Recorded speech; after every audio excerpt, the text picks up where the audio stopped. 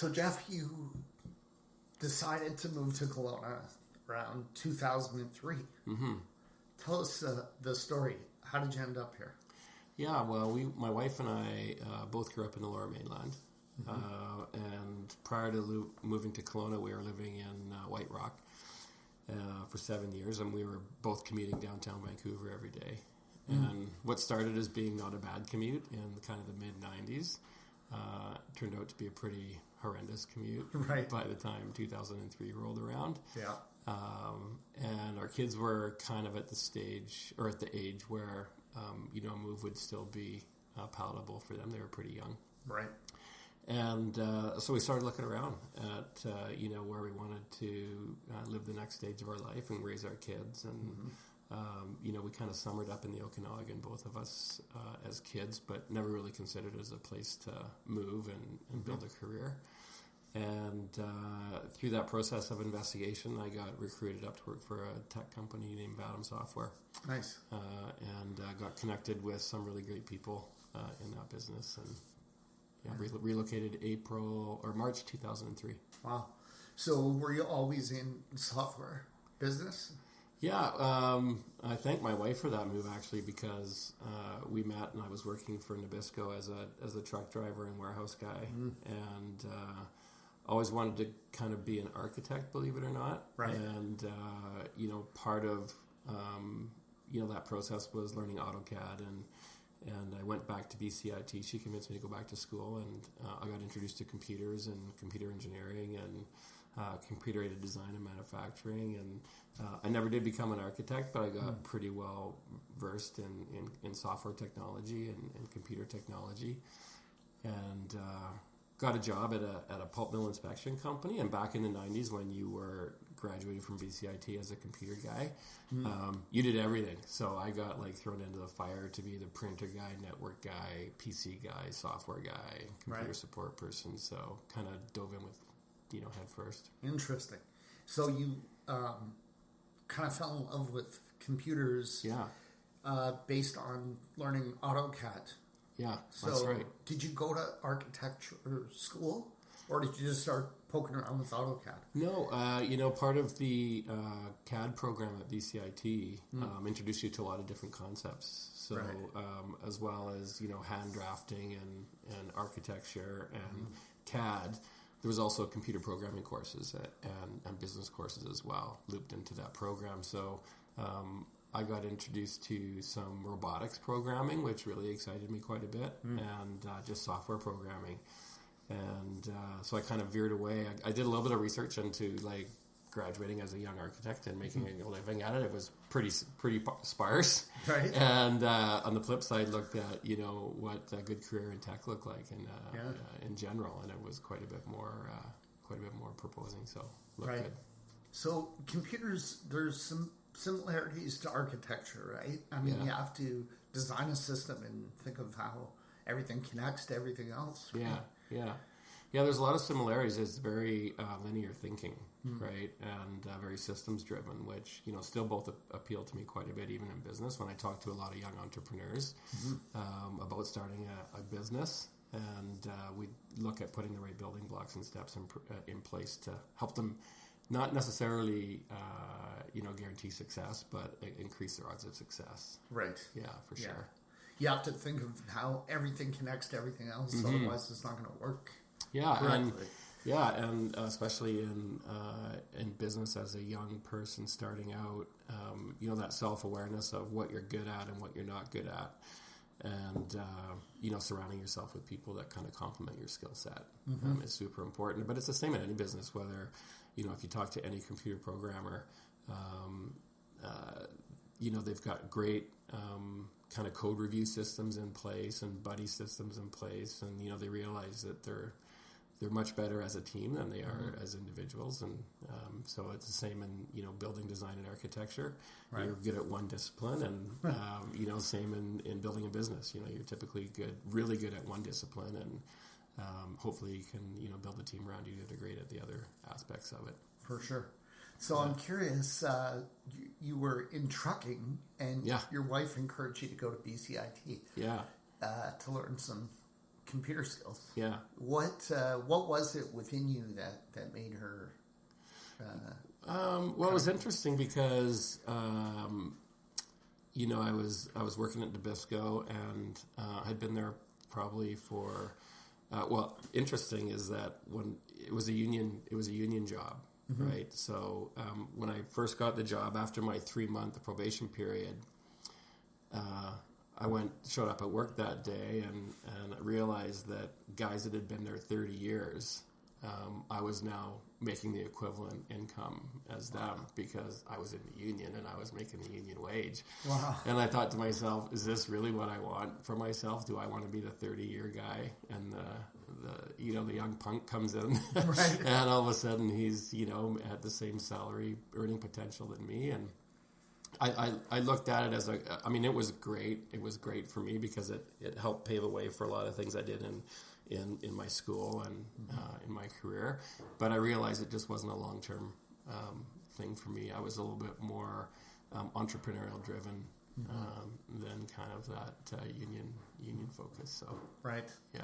So you got hired by a Kelowna company. Yep. And your wife agreed to relocate. Right yeah. away. Yeah.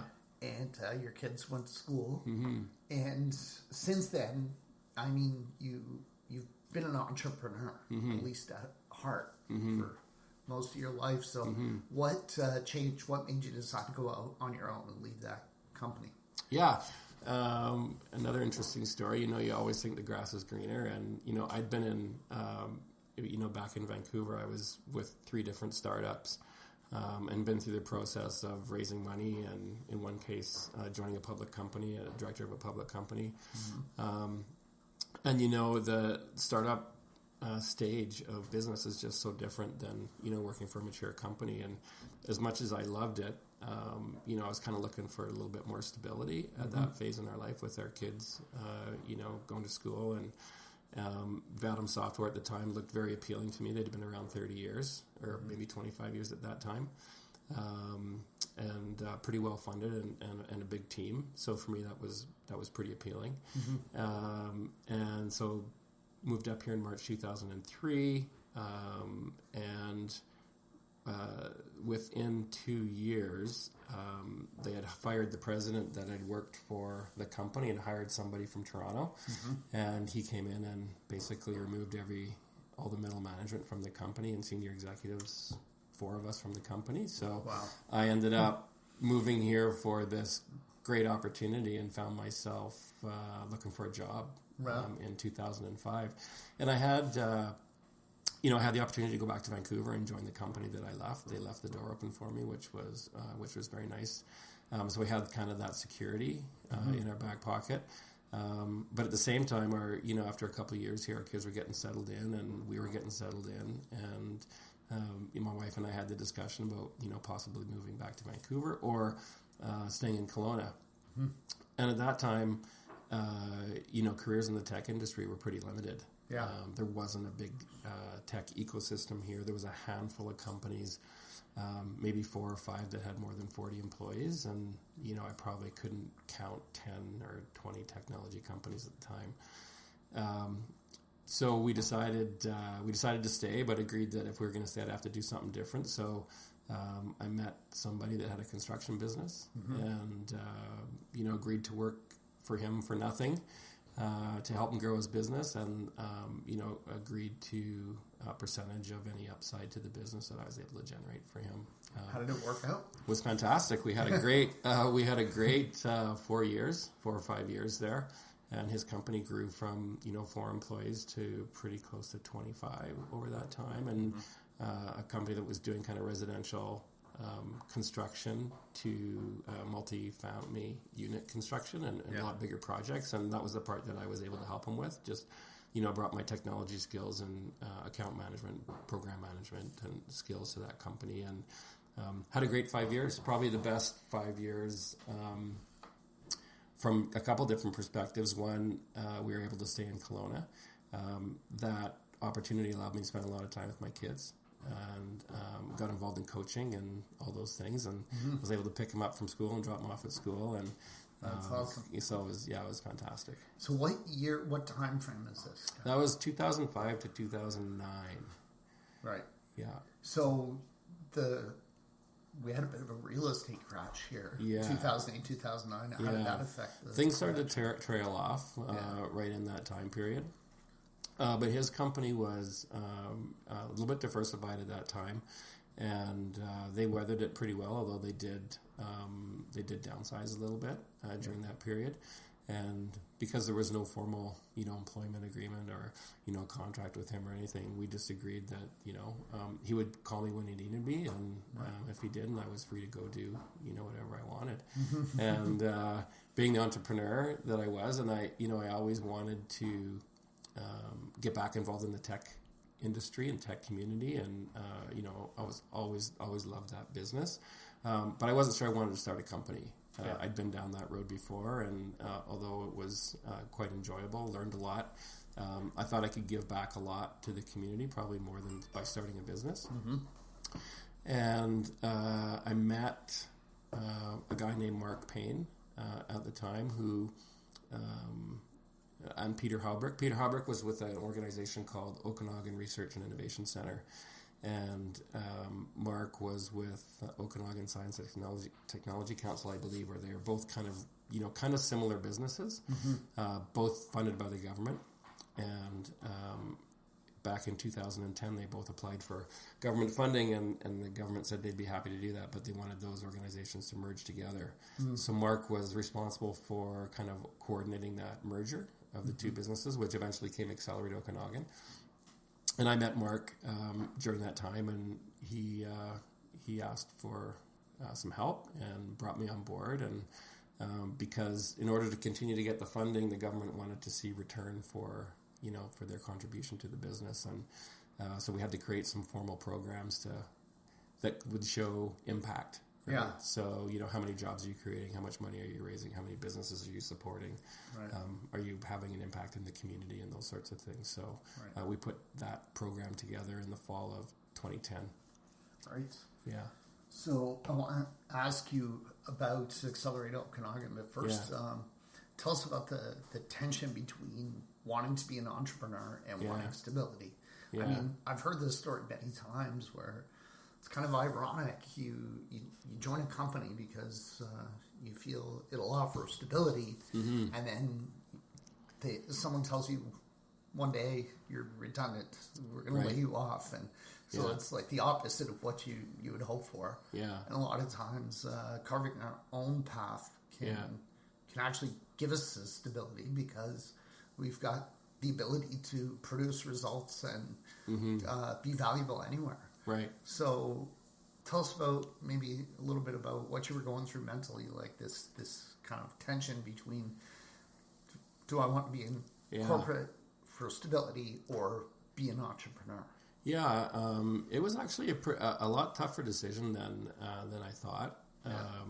And, I think companies, even if they've been around a long time and have a fairly are process driven and have a fairly corporate structure, they can still be entrepreneurial in the way that they deal with their employees and the freedom and decision making and influence that the employees can have in the business.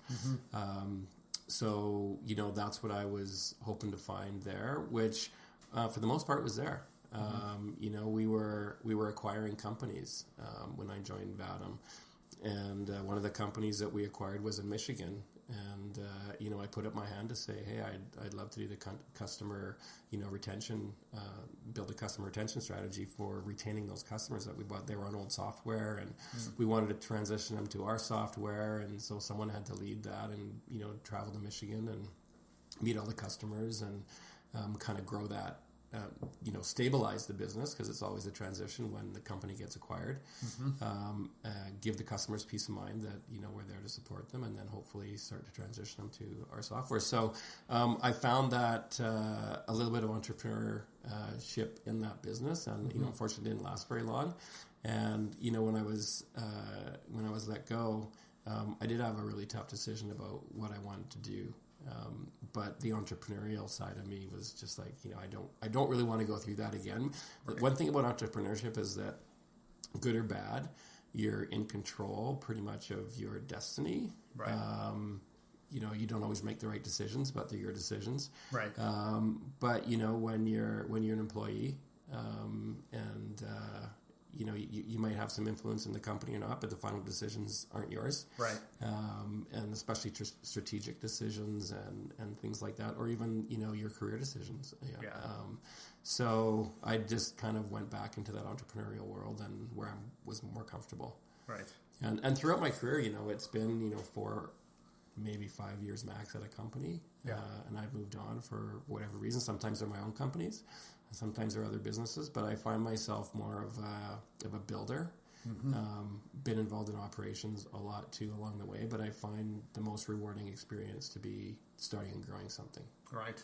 Yeah. So tell us about Accelerate Okanagan. Mm-hmm. What is the basic concept behind it? Yeah. And what did you do there in your role starting in 2010? I think. Yeah, I started there in the fall of 2010, and as I mentioned, it was OzTech, which was Okanagan Science and Technology Council, and they were a membership-driven organization that had networking events and a little bit of educational content, and then there was Okanagan Research and Innovation Center, which was based down at White Lake in South Okanagan. Okay. And Peter Halbrook ran that. And they were, he had office space, but no real programming there. So if you were, building a company and technology related, he would give you a desk in his space and maybe a little bit of mentorship.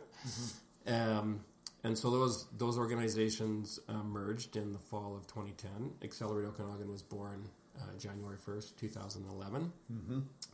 And with a new mandate, which was really to help start and grow companies in the Okanagan, technology-based, innovative companies.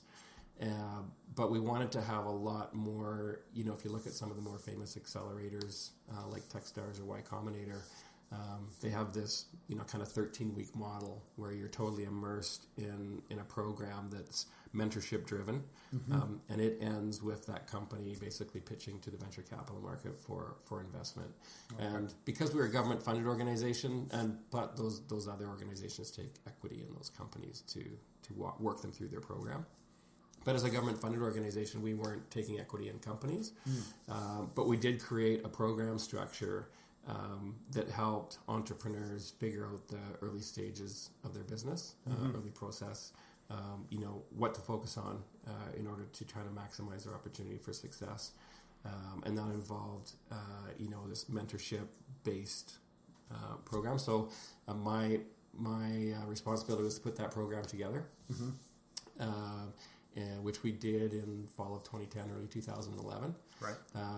And there's a interesting kind of side note is that there's this competition, I guess you'd call it, New Ventures BC, which is based in Vancouver, and it kind of attracts the top startups from around the province, and they go and participate in this competition, and the winning teams get prize money, and I got a phone call from my counterpart in Victoria. And he said, "Hey, these companies from Kelowna are doing really well in this competition. How are you guys working with these businesses, and what are you teaching them, and what kind of process are you putting them through?" And I basically packaged up everything that we had done. They were a government-funded organization, just like we were. Right. So I just packaged up everything that we'd done and sent it to them. And I said, "Here you go. Here's the early playbook of what we're doing here." And that word of that got back into the province, and the province said, "Hey, what are you doing? Why did you send all that information to Victoria?" And I said, "Well, we're both government-funded organizations. You could pay them to try to duplicate everything that you could give them more funding to try and duplicate everything that we've done, or I could just share it with them and you could save all your money." Right. And they said, "Oh, that's a pretty novel concept." They said maybe we should become the administrative arm for your program or for the program, which was pretty early stages, by the way. In all fairness, it was a really rudimentary program. There wasn't a lot to it. But the government kind of saw this as an opportunity to offer this program throughout the province. And working with Victoria and the Okanagan and BCIC at the time, we matured the program and evolved it quite a bit. And it's now available through, I think, 18 delivery partners around the province of BC. Wow. So Accelerate Okanagan is one of those 18. One of those, yeah. Wow. That's right. So were you ever tempted... when you help startups, you put together, a business plan and maybe give them advice on how to secure funding and so on. I'm sure there were business plans that you saw that you helped work on that you wanted to take a piece of. Yeah. So how did you deal with that? Yeah. You weren't allowed to, right? No, not as CEO at the time. No, I was definitely not allowed to do that. But we did have we had two different levels of mentorship happening at Accelerate Okanagan at the time. We had volunteer mentors through the BCIC mentor program, and we also had paid executives in residence or entrepreneurs in residence. And the difference between those two kind of levels of mentorship was the depth of engagement, right? So the mentors would be kind of ad hoc meetings, and it'd be really, if one of the mentors had expertise in, SaaS, a business model or something, they would go and have a coffee with an entrepreneur building a company in that space and kind of answer questions. And the paid EIRs would actually work with these businesses up to, 10, 15 hours a week. Mm-hmm. So quite a different level.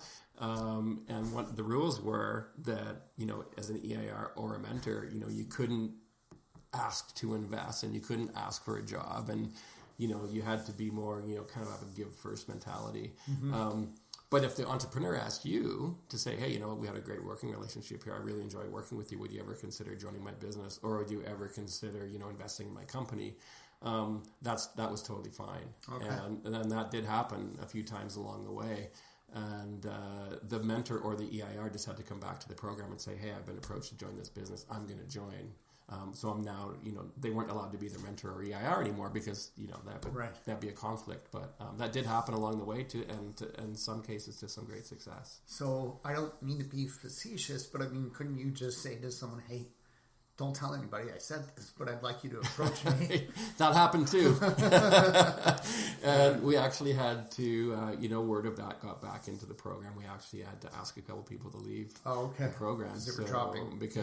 Dropping hints or just coming right out and saying, hey, I'd love to invest in your business, or, I'd like to help you, but I want to get paid to help you.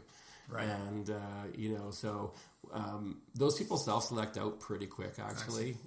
We have a pretty strong commitment to giving first in the tech community here, which is really apparent now and really prevalent within the tech community. And that all started kind of back in the early 2010 2011 days of trying to pave the way. But it's interesting, in every community there's always people that are really looking out for number one, right?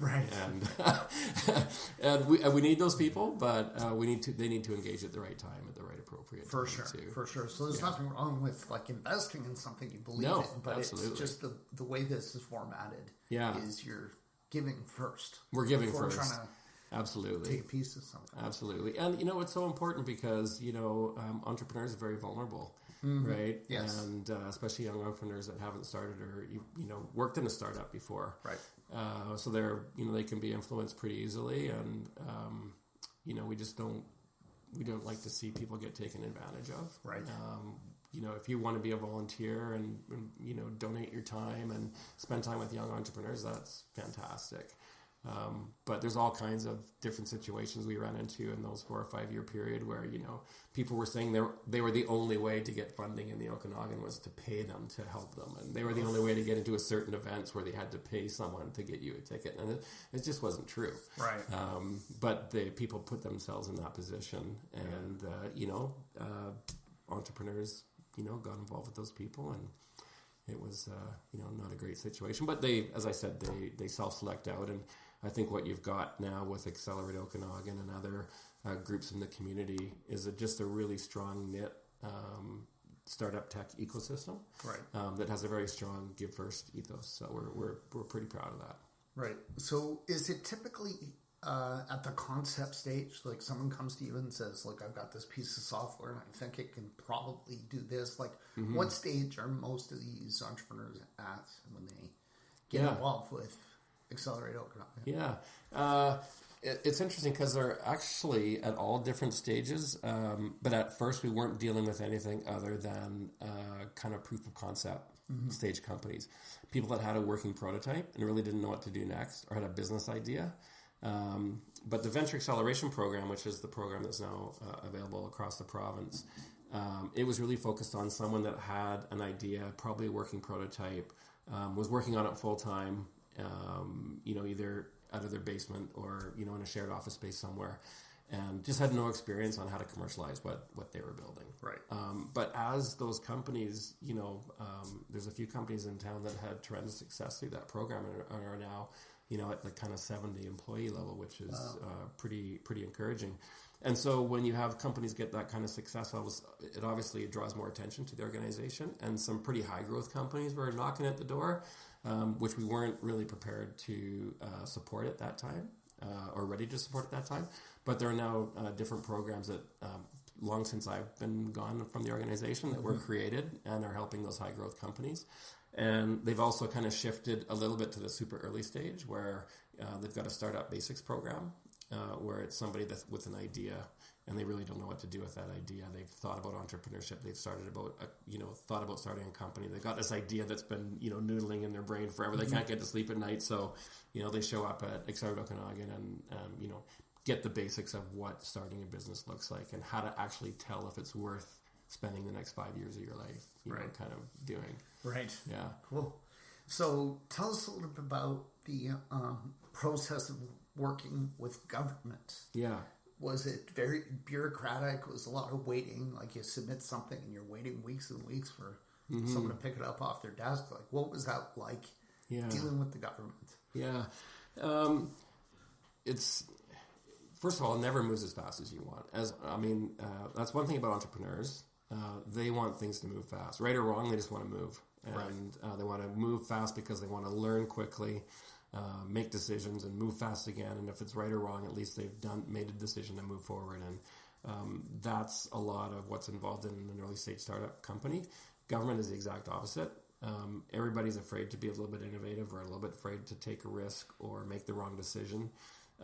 So one thing I learned about working with government is just you have to build a structure that they can believe in and that will return results to them. Right. So because anybody in government would tell you at the end of the day, they want to stand up and say, we were really good stewards of this taxpayer money. Right. We invested in Accelerate Okanagan or other organizations in town. Women's Enterprise Center, for example, is a federally funded organization. But here's all the good we did with that money. Right. Right. So working with government is painfully slow. But for a not-for-profit organization that had a mandate to do what we were doing in the Okanagan, it was absolutely necessary. Right. And, our relationship with both the province and the federal government is, at the time and still is, super strong because we were and still are super committed to delivering on that mandate, have shown tremendous impact in the community. And in a lot of cases, the federal government will say, our project with Accelerate Okanagan was a flagship project for us and one that they'll go and share with other communities of what a good project should look like. Right. So we've had the good fortune of being on the positive end of that relationship. There's other organizations around that, struggle with those things.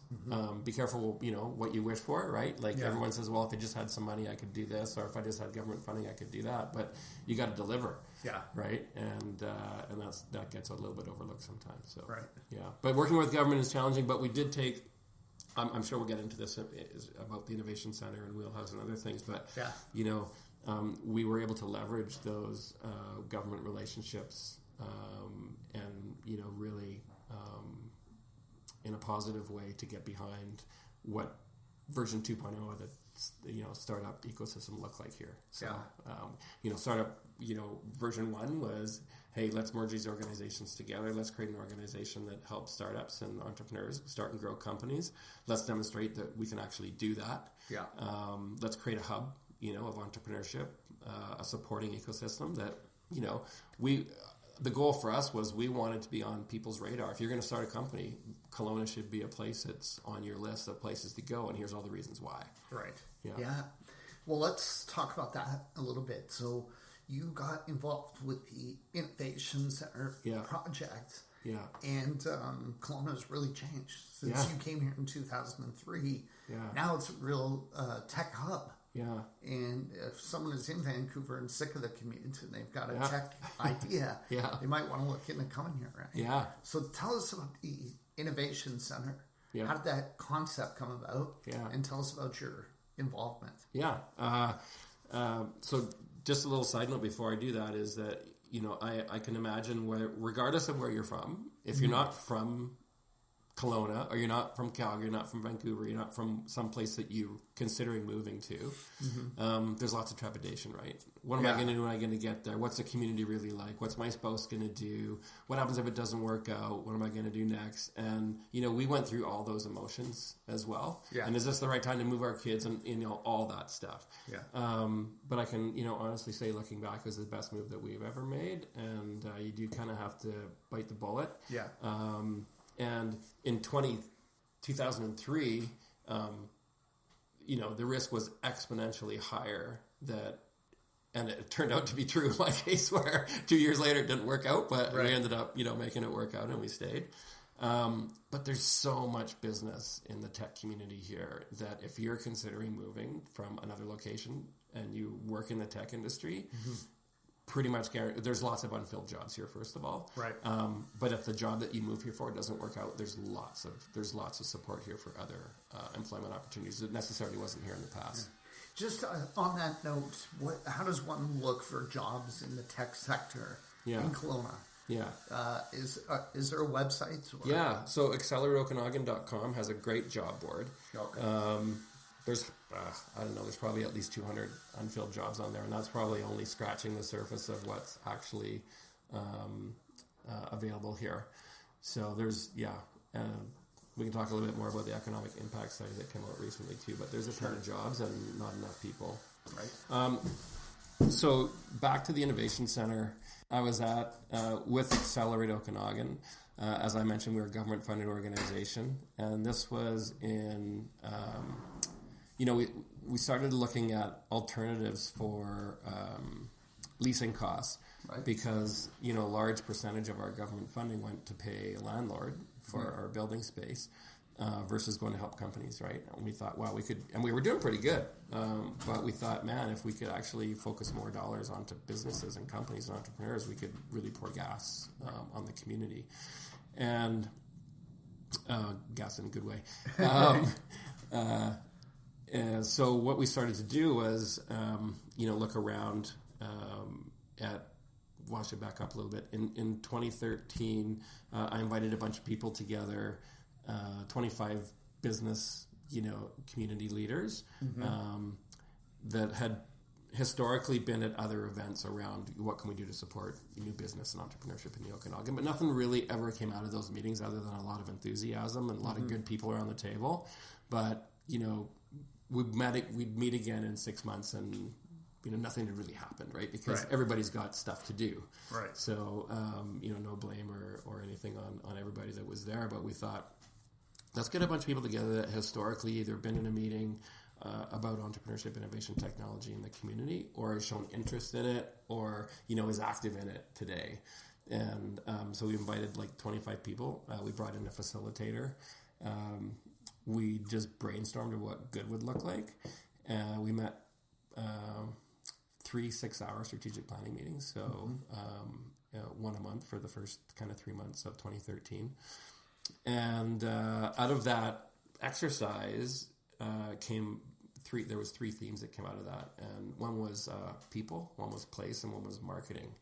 So people was, we can get into these more if you want. I'll focus on the building, but in the short story is people was, no matter what community or startup community there is around the world, everybody says they have a lack of talent, right? So how do we attract and retain talent in this region?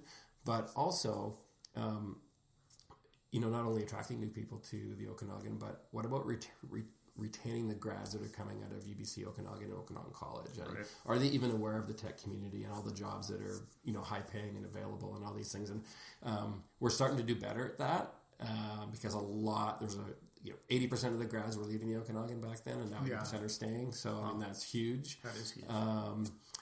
Marketing was, how do we tell the rest of the world that, you can start and grow a successful tech company in the Okanagan, like Club Penguin or like, all these other companies that have had really great success.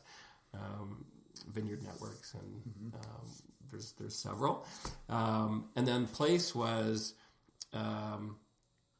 where do the initial concept was, well, if we're going to market the Okanagan and we're going to attract people here, where do we send them? Right, when they get here and they're interested in entrepreneurship or starting a company or joining a company, like where do you point them to?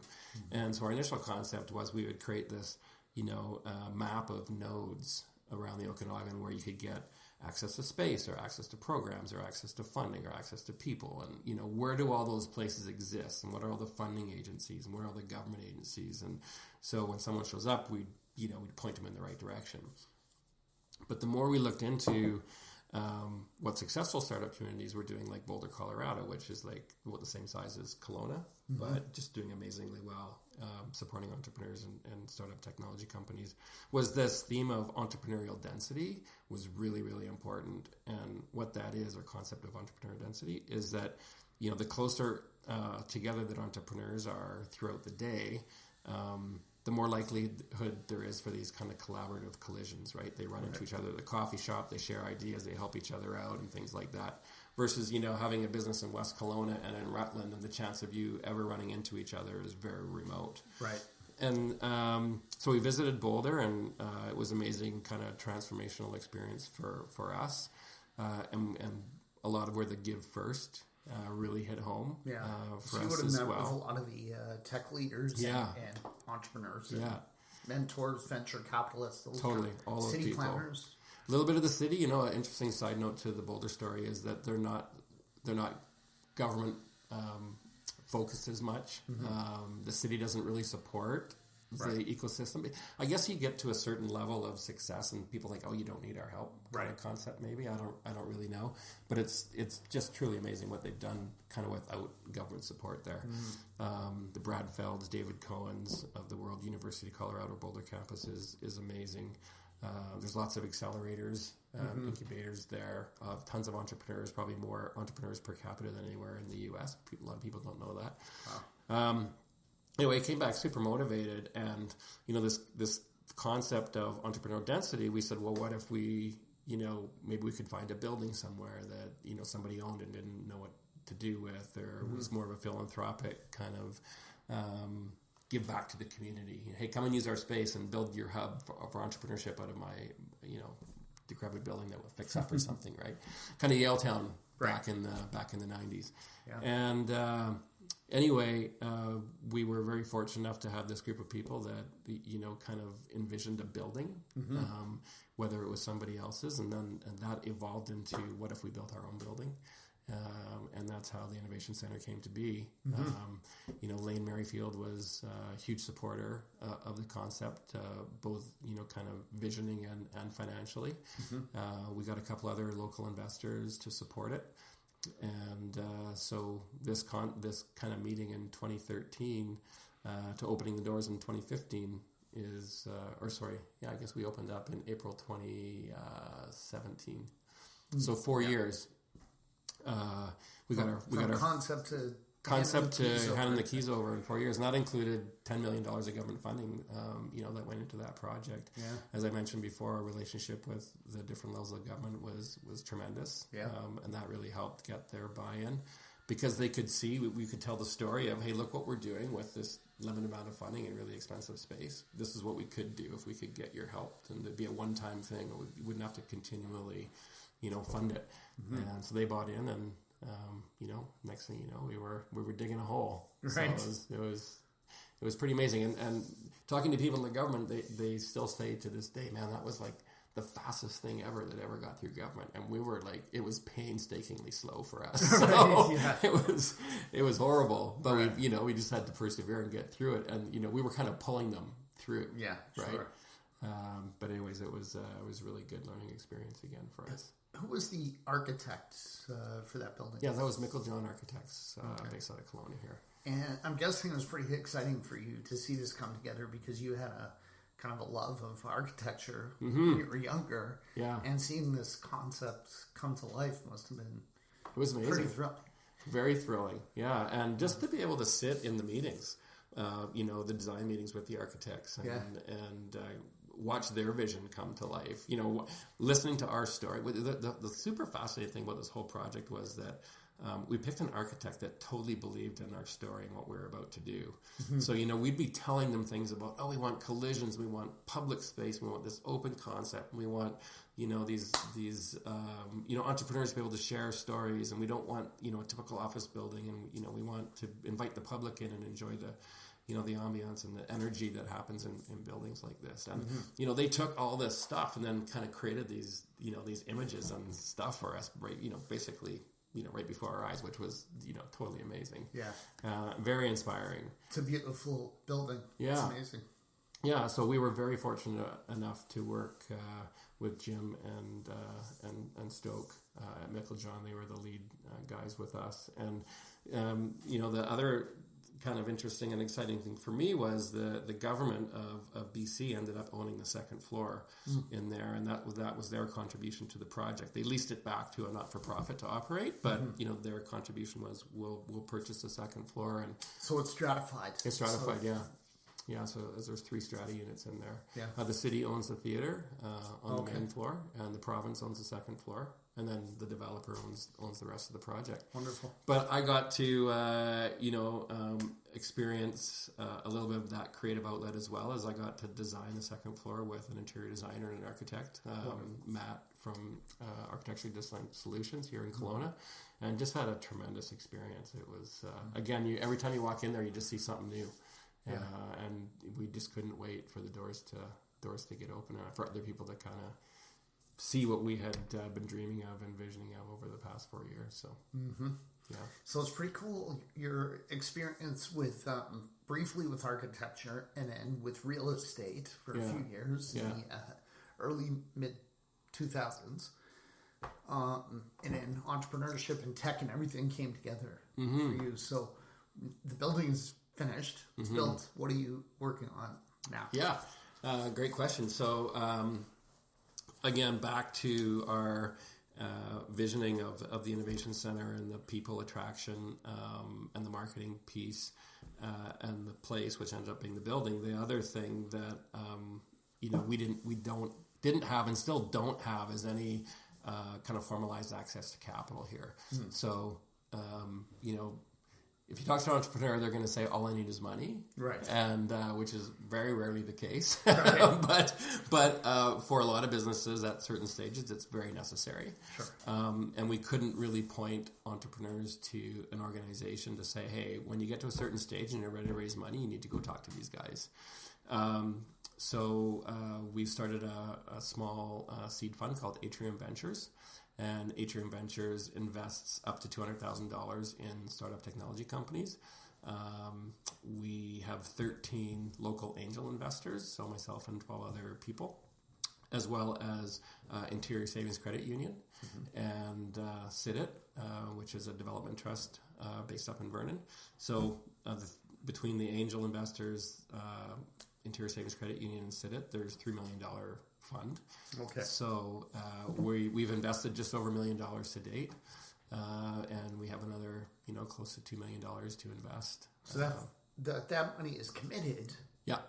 But it's available to be invested into projects. And do all of those partners get involved in every single project, or is it kind of the 12 angel investors can pick and choose? Yeah, so I manage the fund directly. So, a lot of the deal flow comes from people in my network and the other investors' network. So I'll get introduced to people, from other people. So it's an actual fund. It's an actual fund, yeah. And they'll say, hey, you should go meet Jeff. He's, managing Atrium Ventures, and we do investing in this stage of company. And because of the work that we did back in the early days with Accelerate Okanagan, and now that's available across the province, we have great networks in Victoria and Kamloops and the Kootenays and throughout the Lower Mainland. So deal flow for us is pretty solid. Yeah. I get a lot of calls from people in Victoria to say, hey, there's a company here you should come and see. So we do that. We've invested in 3 companies in Victoria, a couple in Vancouver, one in Langley, and then the rest in the Okanagan. Right. So, our commitment through CITIT, which is an interior development trust, is that 30% of all our money in the fund will be invested locally. At least 30%. I think actually we're closer to 60. Locally, meaning Okanagan. Meaning the Okanagan. Yeah. Right. Yeah. And so that's where I spend most of my time these days. The building being almost full. Another member of our team, Kelsey Helm, manages, all the leasing and build out of the building and other assets within the building as well.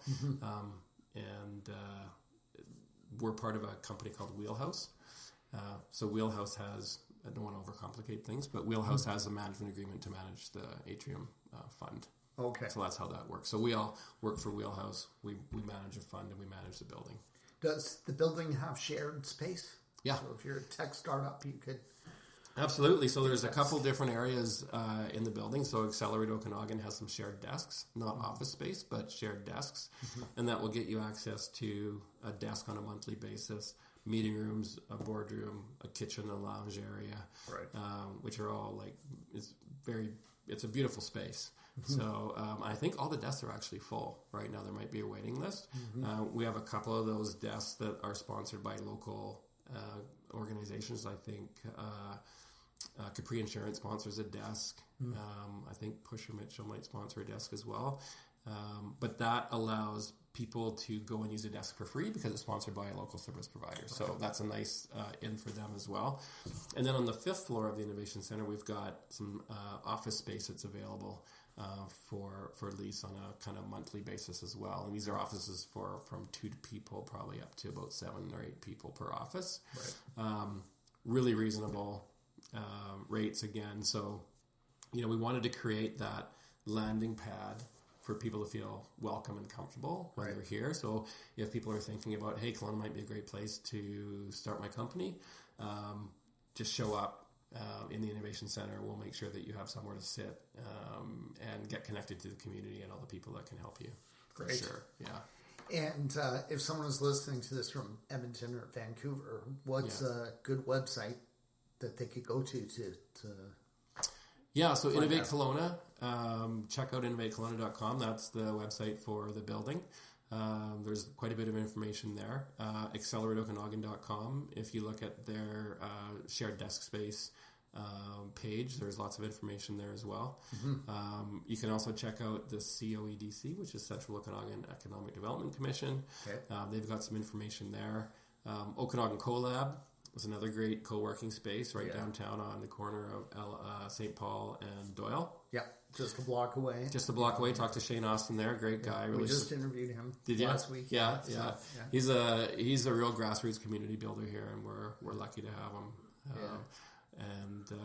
And there's more coming. So there's going to be more offices that they're tech related downtown, and there's not necessarily a super shortage right now, but there's a shortage for companies that are of a certain size.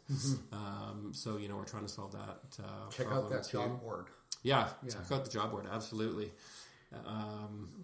One last question. Would you recommend, if someone wants to be an entrepreneur, they're not sure, and they've got some ideas bouncing around in their head, would you recommend that they take a job with a tech company for a couple of years so they can kind of get the feel of how a tech company operates and, kind of indirectly get some mentorship that way? Or do you recommend just pursue your passion and forget the corporate world? I think the former, I think, diving into entrepreneurship is a really good way to find out quickly if it's meant for you. It's not for everybody. Right. You got to be fairly risk averse and very committed. You don't, be prepared to learn a lot and know what you don't know. Take advice. And sometimes the way to do that is to join a startup. The other way to do that is to start a company, or at least go to an organization like Accelerate Okanagan and talk to somebody about what's been rolling around in your head for a while, and they can probably if you sit down with someone from AO, one of their EIRs or mentors, and that have been through the startup process before, there's a lot of learnings that go on, and depending on the personality type of the individual, it could be a great thing. And I'm a big believer in it. I think entrepreneurs are going to change the world and continually are changing the world. If you look at the Elon Musks of the world, and the difference that they're making, it's pretty incredible. Yeah. And there's a guy that's been down and out more times than most entrepreneurs and come back stronger than ever. Yeah. But that's the roller coaster ride of entrepreneurship that you kind of have to be prepared for. Right. Not necessarily at his level, but it happens to all startups. There's this well-known curve that has something called the trough of sorrow in it, and the curve starts at a very high incline, which is the excitement of starting a business and sharing your idea and getting people to buy in, and maybe building a prototype, and then at the top of the curve it's, man, this is pretty hard, and getting someone to pay for my idea is actually way harder than I thought, and really not sure I've got product market fit, and I'm not sure I'm going to make payroll. And you start to go down the other side of the curve into the trough, and 90% of companies that fail in that trough. And the people that are resilient and stubborn and smart and patient will come out the other side and start to do the incline of early sales and early traction, product market fit, and grow their business. But every company that I know, I've worked with through Accelerate and then just being a mentor to businesses in town, they've all experienced some level of that. Oh, sure. So you just have to be open, you have to be open to that, right? Yeah. Even huge companies, they've got a story of that. Huge. Apple Computer and all of them. Everybody. So everybody. And the other side of it too is that, there's a lot of big companies that struggle with innovation because they're so focused on the bottom line of what's currently generating revenue for them. So there is opportunities for, entrepreneurs to identify challenges in those big companies and develop a solution for specific use cases, right? So, and the way to do that is to get involved in the community and meet people and talk to people and just be present and, show up, right? That's what I talk to anybody that wants to be an entrepreneur that I meet. They say, what should I do next? I say, you just got to show up at events, right? You just got to be present, get known in the community, right? And meet people. Right. And, just and commit. The calendar of events is on accelerateokanagan.com. Yeah, absolutely. Well. There's calendar events there. We have meetup.com as well. Okay. Kelowna has a meetup.com page, which has a ton of events on it. Shane's page as well at Okanagan Collab. Yeah. They've got a ton of events going as well. So what we saw initially as kind of Accelerate Okanagan driving a lot of the community events and activities is now being spread throughout the community, which is exactly what you want to see. Right. You want the community to take it over and run with it, because if they don't, then it probably doesn't have a very long life. Yeah. And I know Accelerate right now is going through a process of identifying the things that they're really going to focus on and turning other things over to the community. And if it survives, great. It was meant to survive. And, if it doesn't, then maybe the community wasn't ready for it yet. Right. So, yeah. Right. Well, Jeff, who would you like to nominate to come on the show in the future?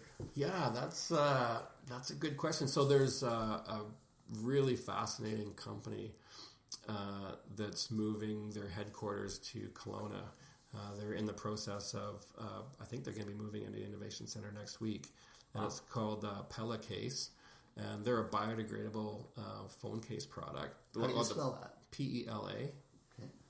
Case, CASE. You can go to the Pella or pelacase.com. They're led by a tremendous group of founders, building a really exciting company. And the cool part is that none of them are from Kelowna. But they're coming here. But they're all moving here, and they're starting their business here because Kelowna showed up on their radar, and they decided this was the place they wanted to start their business because of the startup community that was here. Amazing. And they're taking 5,000 square feet in the Innovation Center. They're at 12 or 13 employees now. They're going to be at 40 in the spring. And so, Brad Peterson would be a great guy to nominate for that. Okay. You could talk to one of his partners too, but Brad would be awesome. Do you know if it's SON or SEN? SEN. Yeah. Great. And Matt Bertulli would be the other guy that's basically, he beat everybody here. He when they decided they were going to grow their company here and start their company here, he sold his house in Toronto, moved here, and bought a house. And Matt is he also with Pellicase? Yeah. So if you get and he's here most of the time. So Brad might be a little bit harder to get, but Matt would be an awesome guy to talk to. Great. Yeah. Okay. Well, Jeff, thanks for your time today. Yeah. It's been a great conversation. Yeah. Thanks. Appreciate it. Thank you. All right. Yeah. Luke Mankus is a realtor. He loves what he does. We asked Luke if he had any regrets about moving here in 2011, and he always says, yeah, one regret, and that is he didn't move here sooner. When Luke came here, he didn't know anyone. He didn't know the neighborhoods or anything or anyone besides his daughter, who was 6 years old at the time. So he knows what it's like. Now, he's an expert and has helped well over 100 single people, couples, families, and investors with their real estate needs in the Okanagan. If you're new to our beautiful city, Luke can help you get connected with great lawyers, dentists, carpenters, landscapers, swimming pool installers, you name it. And whether you're new to Kelowna or not, Luke knows real estate. He can help you find a great property, negotiate a good deal, and hold your hand all the way through the process until the day you get your shiny new set of keys. Luke is known as a no-pressure kind of guy. He's had clients where it took even a year or more to get them into a property. He just doesn't believe in rushing things. On the other hand, when you decide it's time to act, he's diligent, and he'll work day and night until the job is done. Give Luke Mankus a call or a text message at any time, 778-215-4273. Again, that's 778-215-4273. 778-215-4273 to chat with Luke about real estate.